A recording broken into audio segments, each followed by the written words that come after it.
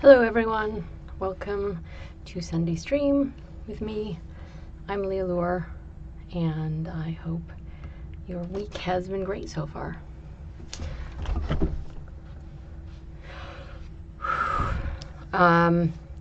What's been going on?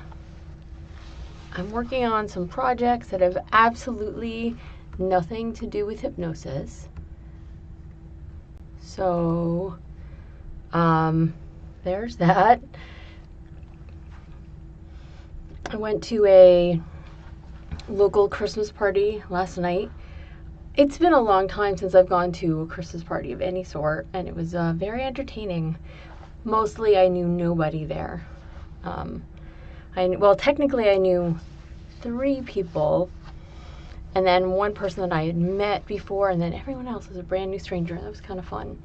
I don't know if you've gotten into the habit of attending parties with people that you do and or don't know, but it was better than I expected. So there's that was nice to experience. I cannot see what's going on YouTube right now, so if you're here, hi. I am not going to be able to see any chat, but if you leave me a comment, I can probably see that later and respond to it later, but I can't see the chat as it is. I don't know why. Love computers. They're my favorite thing. I mean, they actually are. The screensaver right now behind the software that I use to stream with is a kangaroo on a beautiful beach with beautiful water and the mountains in the background. And I'm like, oh, that'd be really nice to be somewhere just like that. So several years ago, many years ago, I went to Bermuda for a month to work without any distractions. This is before I started my chemical business, such as it is. So I was doing a lot of recording in my space out. I tried to do some recording out on like the balcony of the place I rented. There's a lot of wind when you're out in the middle of the ocean. It was so lovely there, but there were some logistical challenges for things I had never really done. Like, it would have been great to have windscreens and stuff like that, but I was really sort of baby recorder at that time. I'd been doing it for a little while, but I wasn't really like experienced in doing it in all sorts of places. So anyway, so I went down on one of my last few days there. Like, I had taken a lot of video that's really lovely. I went down to one of the beaches, and my goal was to write words in the sand and then have the waves wash them away, right? It sounds fun, cool, right? At least I thought it was cool at the time. But the ocean is unpredictable, let's say, or at least it was unpredictable for me. So I would try to like write something in the sand that was big enough and also short enough. So large enough so it could be seen, and short enough so that I could actually write it in the time between one wave and the next. I am not quite sure at this moment where those files are that I made. I'm sure I still have them. I'm sort of a hoarder when it comes to digital files, as many of you possibly are. I don't even know how many spirals I have over the course of all the hard drives that I have. But it was not the best idea I had ever had. Possibly nowadays with drones, if you could hold a drone in a position and you could just be out there sort of like doing that work, it might be a little bit easier to make that happen. And you know, like, it might be better if like I had gotten, say, a small rake or hoe or something to draw in the sand with. It might have been better. I don't know. Maybe I should try and find those one day. I'm sure they said things like sleep, and then the waves came in and washed the sleep away and stuff like that. So I should look at that. Anyway, I was thinking about that Christmas party and looking at this picture and thinking that this looks very much like Florida, except for, of course, for the kangaroo. And I could probably try to do that around here. Because I live on the west coast of Florida, and the Gulf of Mexico is very, very shallow for quite a ways out there. I mean, there are boats and things out there, but it's still comparatively a shallow basin of water. So it's pretty warm, and the waves kind of come in pretty lazily. And a lot of the beaches that are out there do have swimming designated areas, but the beaches aren't quite as, unless you go to Lake Clearwater, which is top tier beach. But the beaches in general are not quite as lovely and fine as if you're going to the ones in Bermuda, or obviously this one that I'm staring at, which seems like the sand is super fine. That's my favorite kind. The kind that you cannot possibly hurt yourself on. Maybe some rubbing aside. Anyway, so in the patron group this month, if you're part of that, we've been doing deep trance states.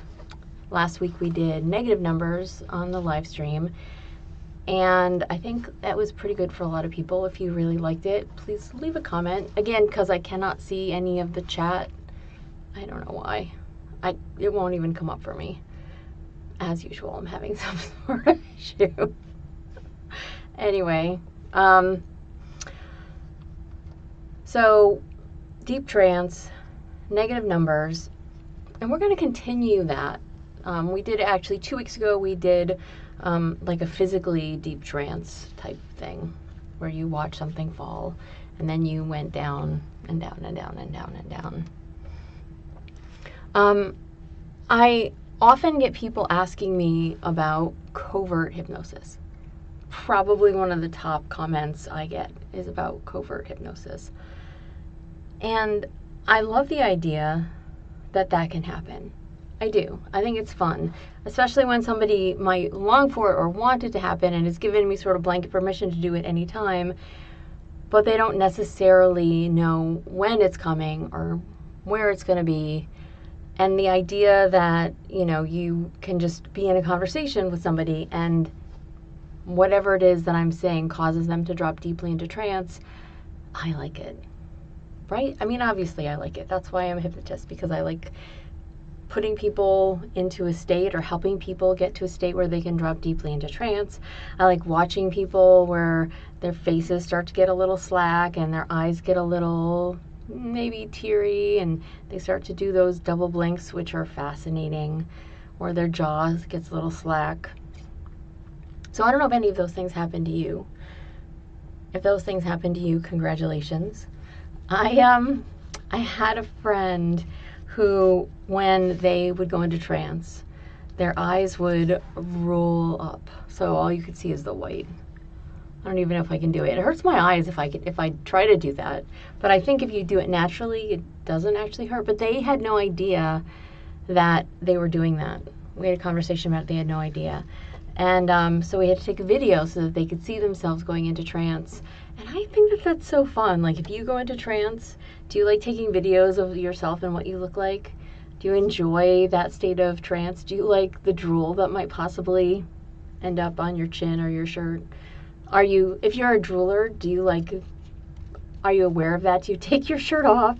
Do you get a towel? I mean, some people are definitely copious droolers, and I think that it's a fascinating side of trance. It's also one of those things that you can literally control with suggestion. So if somebody, say they're dressed up really fancy, right? And you're trying to be cheeky because you're at some posh place and you're trying to be cheeky and you want to hypnotize them, you can let their unconscious mind know that this is not a good time to drool. They have to keep that under control. They have to keep that in. And your unconscious mind has that ability to do that. Isn't that fascinating that your brain can just make this thing happen?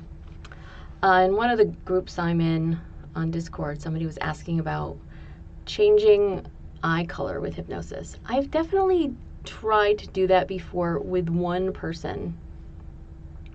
And I don't remember exactly how well it worked because this was a long time ago. But theoretically, if some human condition can naturally change, then we should be able to influence it with a hypnotic suggestion. And we should be able to, help somebody figure that out. And it may not necessarily go exactly the way we expected the first time, but because it is a thing that can happen, especially with people's eye color changing over time, it may be something that you can accelerate the process of or help the process of. And it falls under the category of, say, enlarging breasts. Maybe it falls under the category of something like getting more fit or losing weight. But I think that those suggestions are slightly different because we have a lot of control over what we eat. We have a lot of control over how much exercise we get or what type of exercise we get. So the quality of doing one type of experiment versus another type of experiment, I feel, is going to suffer a little bit. So for example, if you are trying to get somebody to take a suggestion to be more fit, to find themselves really excited by the idea, really motivated by the idea of, say, eating a certain way or a certain amount, and or thinking about being more muscled and having a tighter, toned, fitter body. Those are suggestions that are fairly easy to influence. I'm not saying that they're going to be fast and easy. I'm not saying they're going to be, powerfully change oriented in terms of, recognizable thing and say in a week or a month, but possibly. Humans, when they are driven to do something, can be very, very good at making a thing happen. So, but I think that it's sort of fascinating. So if you have ever tried or done something like that, if you've ever been in a situation where you have given a suggestion or received a suggestion that really adjusts you powerfully in some way, can you share?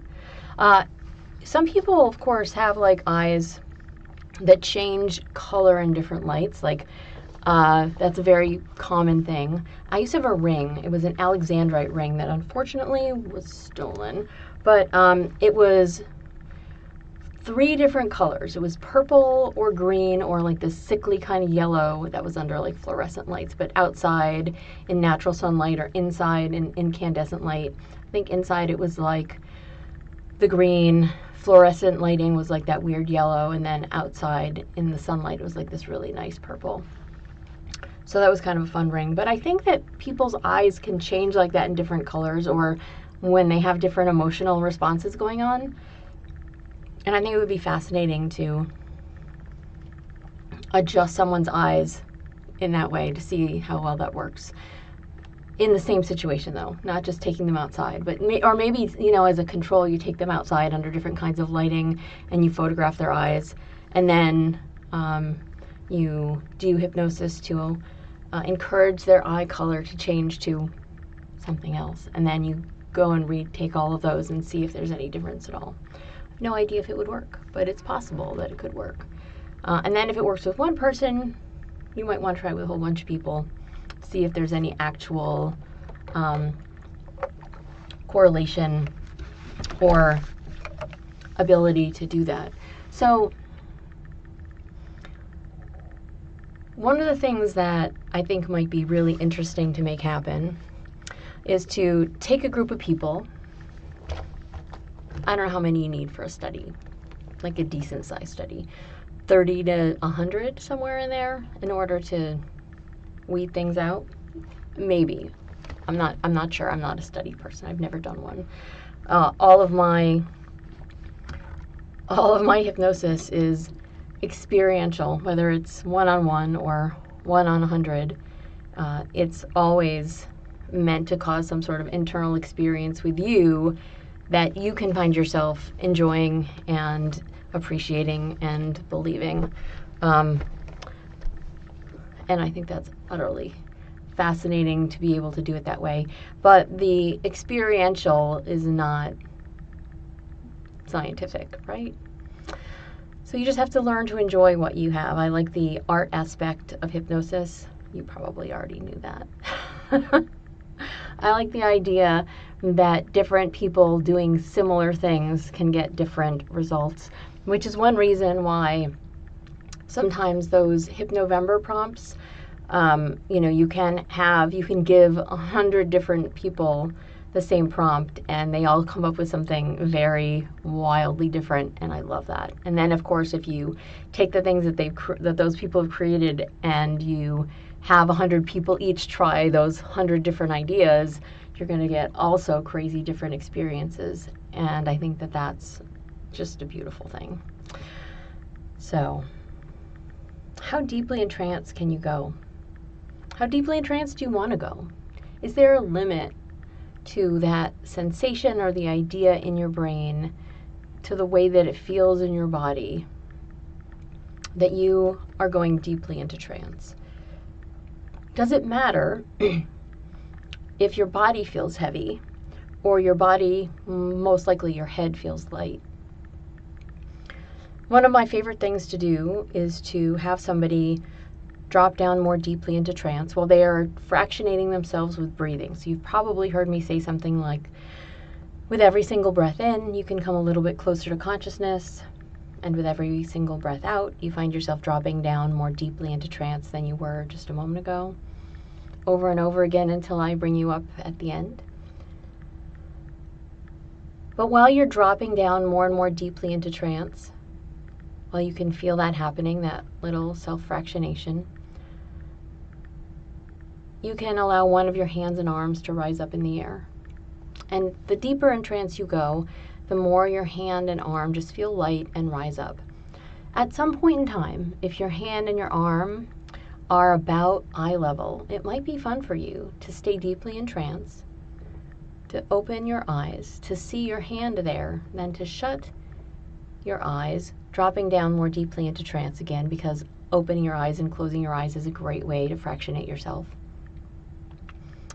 And then letting your hand just keep going up and up and up, letting your hand just keep rising up in the air while you sink more deeply down. And I love the change of one part of you feeling light and the other part of you feeling regular or heavy. I like that difference. And I like knowing that when your hand and your arm are rising up in the air, maybe there's a point where you find yourself wanting to go more deeply down. And of course, the more deeply in trance you go, the better you feel. And of course, the better you feel, the easier it is to just slide more effortlessly down into trance. Your fingers might be like stretching for the ceiling. They might be, you can't even see my fingers, right? But you might get an image like this where your hands are like just stretching, reaching for the ceiling. And your arms are all stretched up. And while you're there, I usually ask your unconscious mind to do something like find new spaces, to discover that there are doors all around you, some of which you may have never noticed before, some of which may be open, some of which may be cracked a bit, some may be locked, some may be available for you to go into just at the turn of a knob. So whatever's in your unconscious mind, allow your unconscious mind to find a new place for you to go, a new place that looks interesting. Maybe you just take a peek and you're like, nah, not today. But you look and there's more doors and you find a single door. And maybe they're kind of Alice in Wonderland-y, right? Like different size doors. But maybe if you find different size doors in your mind, you realize that you can adjust your body size to fit in whichever door there happens to be. So you can find yourself in a new space inside your mind, right? And as your unconscious mind knows that you can find new spaces in your unconscious mind, at some point in time, you're simply going to want to keep exploring. And your unconscious mind is pretty fast. It's not held up by a physical body. It's not held up by your conscious self. It can simply go in and with all your senses explore a space. And as your unconscious mind explores a new space, maybe you go in and you do a loop, you get like a little photographic image of that, and then you come out and you go to another one, or maybe you go into one and then there are further doors that lead you deeper into new spaces and new places that you've never been, that you had no idea were in your brain. And I don't know what these spaces are going to involve, but they're in your head. So because these spaces are in your head, let them be places that are meaningful for you in some way, even if they're just silly, fun places. If you find one that you really like, your unconscious mind can make a note of where it is, and you can always find yourself going back there. But your brain can notice that it just feels really, really good to let yourself have your hand up in the air, reaching for the ceiling, while you are exploring those new spaces, while your unconscious mind is clearing out more and more space in your unconscious mind, like you're playing a video game and you're clearing a floor just to find all the goodies in there, right? And then at some point in time, you are at the deepest level of trance you've ever been at. I don't know where that is. I don't know how deep in trance that is. But your unconscious mind can share that information about how deeply in trance you are with your conscious self. And also, it can feel really good, so your unconscious mind can make sure that your conscious self is aware of how good it feels for you to be in that space. And then I'm going to count to 3. And no matter how high up your hand is, I'm going to snap my fingers. And when I do, let your hand ragdoll down gently, safely, don't hurt yourself, to your lap or to your desk or wherever it happens to fall safely. And notice how good that feels, because when it does that, your brain can just go to one of those new places that's super in or super deep or super up. And notice how amazing you find yourself feeling while you explore that even more thoroughly. 1, 2, 3, just like that. And as you find yourself feeling what that stage is like, what that space is like, let your unconscious mind just really get into it. Let each and every sense that you have begin to be more and more aware of what's there. Can you see anything? Sometimes when I close my eyes and somebody asks me to see something, the thing I am most likely to see is like a gray-green cloud. But your ideas of what you can visualize or imagine or conceptualize in your brain, wildly different than mine. So allow yourself to just go crazy and to see whatever it is that you can't see. So as you see whatever it is that you can see, let yourself pay attention to what you can hear. Does that change over time? For example, when I thought about that, what I heard initially was like a whooshing wind kind of sound in my own brain. And then I hear little chimes like bells. But, you know, given half a chance, some song might pop itself into my head, and that same thing might happen to you. So if that does, congratulations. Let yourself experience that. Discover how fun it can be. What's the temperature like where you are? Is it beautiful? Is it warm? Is it cold? If it is one of those super hot or super cold things, are you imagining something like snow if it's cold, or maybe a beautiful beach if it's warm? How does each and every new sense that you can find yourself incorporating into that new space affect all the others? Are things moving there? If you're in a really hot area and you might be, say, at a beach, do you see the waves moving? Do you see little critters moving on the beach? Do you see anything off in the distance? Are trees waving about? What sounds does that make you hear? Let your unconscious mind think about all of these things all together as you wrap them up. How good internally, or how internally, I should say. I don't want to influence you unduly. How internally does that idea make you feel? And if you find yourself in a place where you find yourself feeling really, really good, allow that experience to intensify. If you feel something that feels really good in all the ways that you can possibly imagine it, allow your unconscious mind to just keep surrendering to that concept, letting it feel better and better and better as much as you possibly can. When you think you are almost at the height of how good you can feel, you can anchor that somewhere on your body if you wanted to. You can just touch a spot with a couple fingers and really press down. And then when you get to a point where it's like, oh, it feels so amazingly good, you can just take your fingers off. And you can acknowledge how fascinating it is that you can later on go back to that same spot and push on that same spot and have that same image, that same feeling, those same sensations. Maybe you can feel the wind on your body. If you are not liking the space you're in, first of all, you can always leave. But if you're not liking the space that you're in, here's a couple things you can do. You can allow your unconscious mind to take all the senses that you are experiencing and then begin to diminish each and every one of them. Change the temperature to something neutral. Change the vividness of that space, that place, to black and white. Tone it down, so take out some of the color. If there are any sounds, take a knob and just turn it down. Any particular thing that you find yourself noticing, you can just adjust it. There's always an opposite that you can make it become. You can discover that it becomes further and farther away from you. You can either push it further and farther away, or you can go further and farther away and allow your unconscious mind to go, oh, how do I feel when that thing is black and white? And maybe I've turned down the opacity so I can kind of see through it. And maybe I've moved it off to quite a distance and I can sort of see through it, but it's not really there anymore because it's so fuzzy and I can't feel or notice anything about that other than maybe a little visual spark. Everything else has just gotten more and more removed from me. And then you can perhaps let that drift off. For me, to my left, that's my past. For you, to wherever your past happens to be.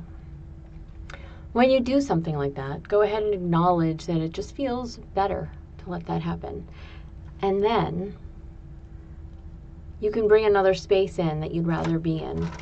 It just feels so much better. You can bring another space in. Imagine it, create it in your head. Bring it in so close, so vividly, so powerfully. Make it exactly what you want. Just because I'm fixated on warm beaches at the moment, because that's the image I literally have in front of me, your brain can create whatever for you is your happy space. And I have multiple happy spaces. Don't get me wrong. I'm just looking at one right now that I think the idea is lovely. So allow your unconscious mind to find something that for you makes you feel really good if you had a space that you weren't happy with before. So you can get rid of that old space, bring in a new space. And you can hold that space front and center. And you can let it get big and bright and bold, like you're at a IMAX movie and it's just like in your face, right? It's all around you. It's just surrounding you, that amazing space that you'd like to be in.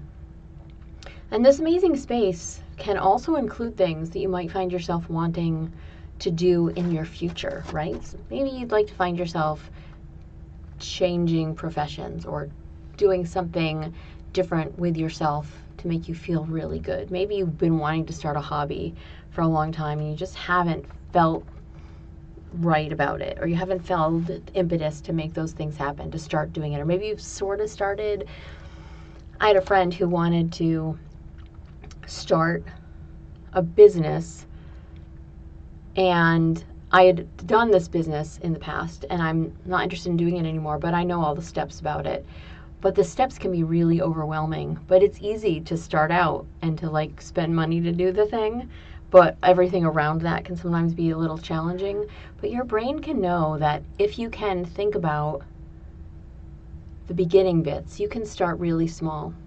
You can do a thing and you can put it out there and you can see what kind of response you get. You can move around the idea to different places and different people so that you're getting responses from folks that might be interested in what you're doing. however you find yourself doing that, notice that your new space can include all the things that you'd like it to include. That your space that includes all the things you want it to include can feel exactly correct for you in a way that keeps you wanting to move forward and to do these things, to make them better, to have an internal drive that just keeps chugging along, so that you notice how empowering it feels for you to be in that space and to do those things. To allow your unconscious mind the delight of realizing that it is powerful when you have an internally driven engine to get stuff done with. The kind that lets you sleep, but maybe the kind that still gives you dreams that at night while you sleep, so that when you wake up in the morning, maybe you have this lucid dream that allows you to go, oh, I can just adjust this, and you can adjust something during your lucid dream and go, oh my God, it works so much better than I expected. Or to have a dream that when you wake up in the morning, you're like, I have to do that thing. I did not know that that was going to be my next step, but I'm going to do that thing, and it changes everything. So allow your brain to think about all those different ideas. Allow your unconscious mind, as you think about all those different ideas, to simply feel incredibly right. Just go ahead and drop down deeply while your unconscious mind thinks about all those things and about how good they feel, and about how important it is for you to know that you have so many choices over yourself in life. Because other people are going to affect you one way or the other. But the more you find yourself realizing that you can affect a lot of the ways that you feel, that you can affect how you do things, even if that's like little baby steps here and there, and that those little baby steps that you find yourself doing can make you feel so much better.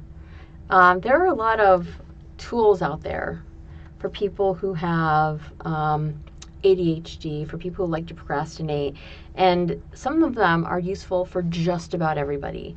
Some of them are along the lines of, if you've got a lot of stuff to do, you can just pick one thing and just like move that one thing to a new space.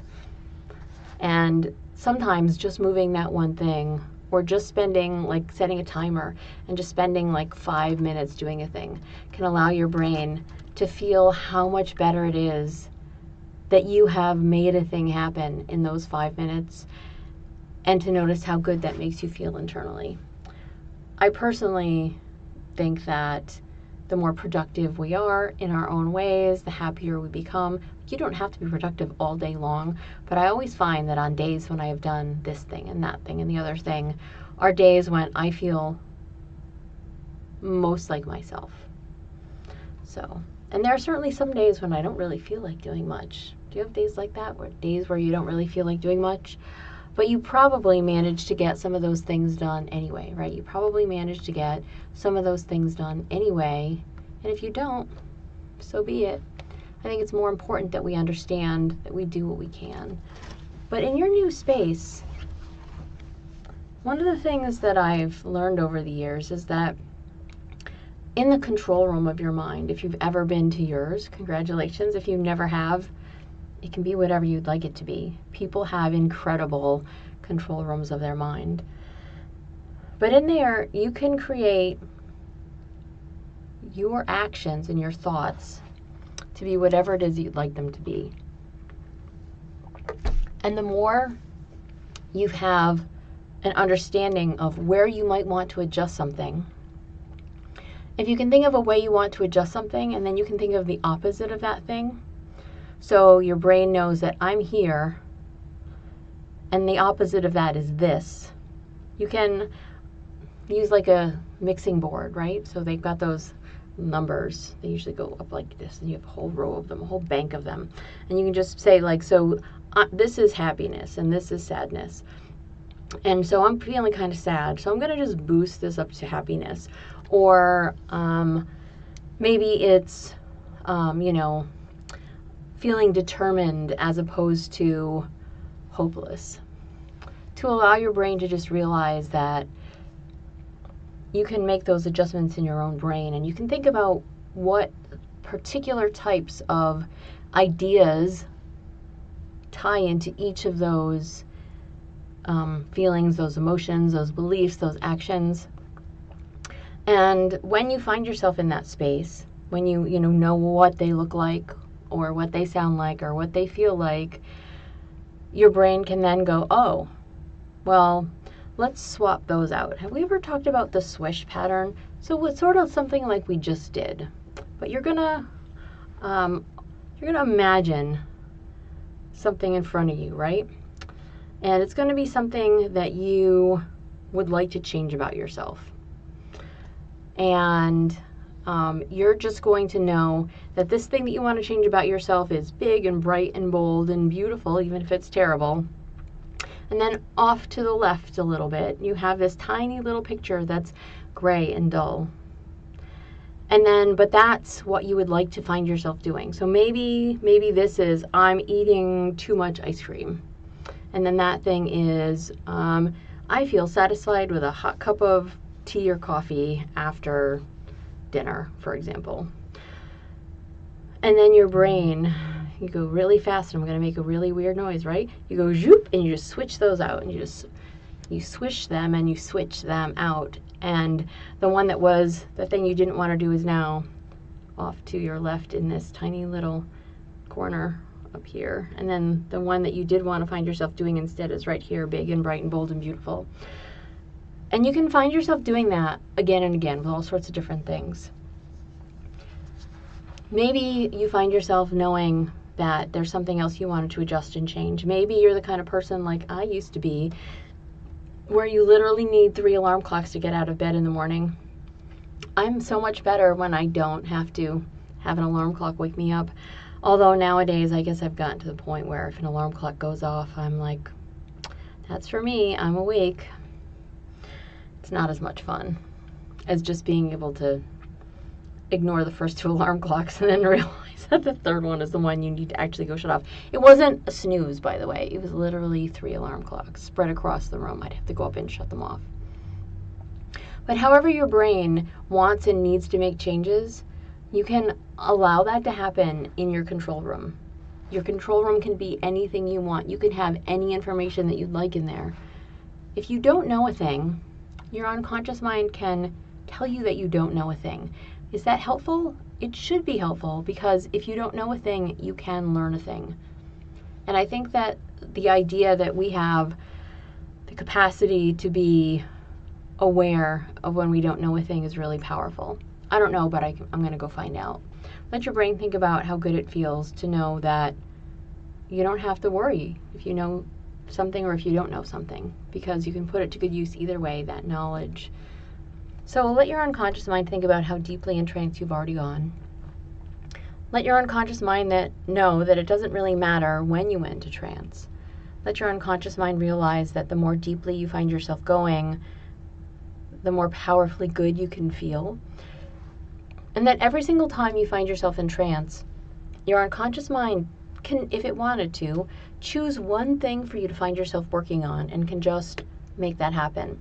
And the more your unconscious mind can find one thing, can choose one thing and just make it happen, the more empowered you can find yourself feeling. Because no matter what anybody else says, and no matter what voices in your head might say that are negative, your brain and you have this amazing capacity to do just about anything you can possibly imagine. There may be things that you're like, oh, I'd like to do that, but it takes too much time. I don't have that much time. I'm going to leave it to somebody else. It's fine. It's good to recognize when somebody else is a better choice to do a thing versus you. But if you can do a thing, allow your brain to think about how accomplished you can feel when you get that done. You don't have to talk about it. You can just start working on it. You can just start playing around with these things. What if you've been watching a lot of TikTok and you see all these people doing, say, woodworking, and you see these people building beautiful tables, and you think, well, maybe I'd like to start doing that, but I don't have a lot of tools, and those tools they look expensive. Very well might be true. But what if you started somewhere? What if you just allowed yourself to know that there were people building beautiful things, for example, long before all these power tools ever came into being, and your brain can know that you could do these things with some basic stuff and your own desire and ingenuity. And that goes for a lot of different things. There are a lot of people now who do historical cooking type shows.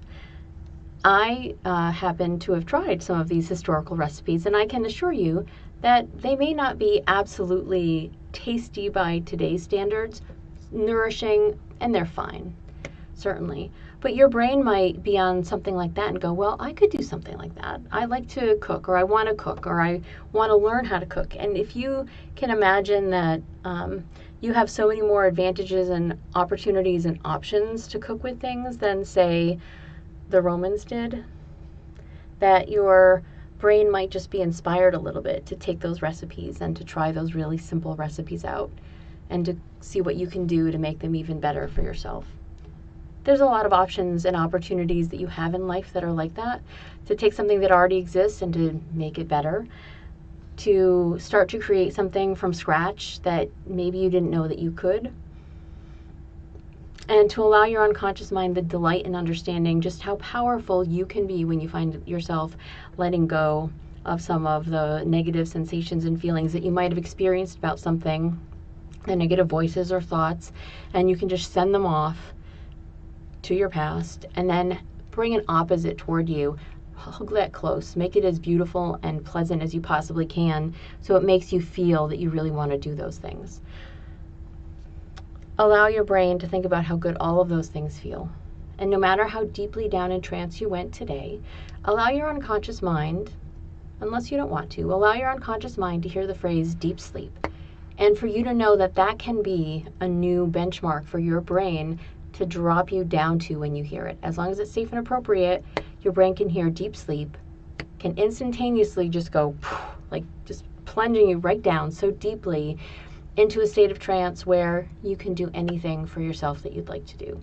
Hold on to those thoughts. And on the count of 10, find yourself coming up all the way, wide awake, feeling amazing. If you remember when you dropped into trance, leave a note in the comments. If you want to subscribe or tell me that you like the show, I'd appreciate it. And otherwise, 1, 2, 3, 4, 5, 6, 7, taking a nice deep breath.